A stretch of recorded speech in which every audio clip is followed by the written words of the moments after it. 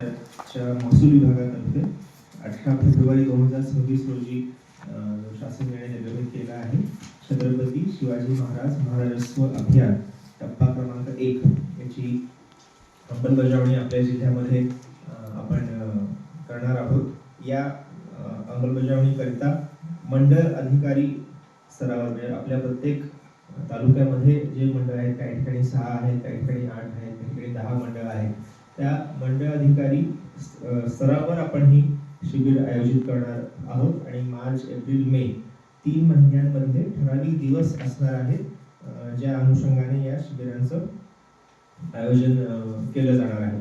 जेणेकरून तालुक्याची पूर्ण आपली यंत्रणा जी आहे ही त्या मंडळाच्या ठिकाणी त्या शिबिराच्या दिवशी उपस्थित राहू शकेल आणि त्या माध्यमातून त्यांना सर्व ज्या सेवा द्यायच्या आहेत त्या देता येतील. मी इथे थोडक्यात सांगू इच्छितो की सद्यस्थितीमध्ये जे नियोजन झालेलं आहे त्यानुसार कोणत्या सेवा उपलब्ध करून दिल्या जाणार आहेत. पहिला आहे एकतर प्रलंबित असलेले फेरफार निकाली काढणे. त्या महसूल मंडळ स्तरावर सध्या जे साधे आणि विवादग्रस्त असे फेरफार आहेत त्याची संख्या निश्चित करून त्यांना वेळीच आधीच नोटीस बजावून शिबिराच्या दिवशी फेरफार निकाली काढण्याचं नियोजन आहे. अभिलेख दुरुस्ती हेल्पडेस्क तिथे असेल. अकुशल तरतुदी संदर्भात ज्या नवीन सुधारणा आलेल्या आहेत, जसं आपल्याला माहीत असेल की राज्य शासनाने जी NA करता जी अट होती ती काढून अनेक त्यामध्ये ईज ऑफ डुईंग बिझनेस आणि ईज ऑफ लिव्हिंगच्या अनुषंगाने सुधारणा केलेल्या आहेत. तर त्याची सर्व नागरिकांना आणि शेतकरी बंधू देखील माहिती व्हावी यासाठी देखील यामध्ये मार्गदर्शन केलं जाणार आहे. भूसंपादन केलेल्या आणि अकुशल परवानगी दिलेल्या प्रकरणी जे कजापा आपण ज्याला म्हणतो, कमी जास्त पत्रके तयार करून गाव दप्तर अद्ययावत करणे, हा देखील यामधील भाग आहे. ईज ऑफ डुईंग बिझनेस या सुधारणा व नागरी सुविधा ज्या करायच्या आहेत तर त्यामध्ये ई मोजणी, ॲग्रिस्टॅग, PM किसान आणि तक्रार निवारण या अनुषंगाने देखील आपली तिथे शिबिराच्या ठिकाणी कार्यवाही केली जाणार आहे.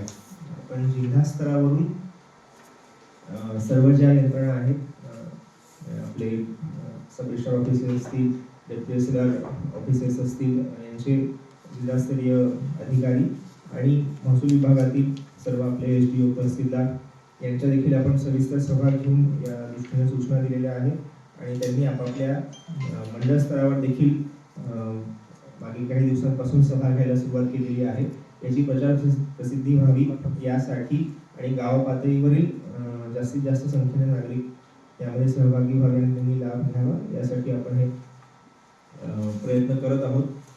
आपल्याला जी प्रेस नोट देण्यात येत आहे यामध्ये यातले जे महत्त्वाचे उपक्रम आपण राबवत आहोत तर यामध्ये जिवंत सातबारा मोहीम हा देखील महत्त्वाचा उपक्रम आहे. याआधी देखील आपण जिवंत सातबारा मोहीम राबवलेली होती, तथापि ही निरंतर प्रक्रिया आहे.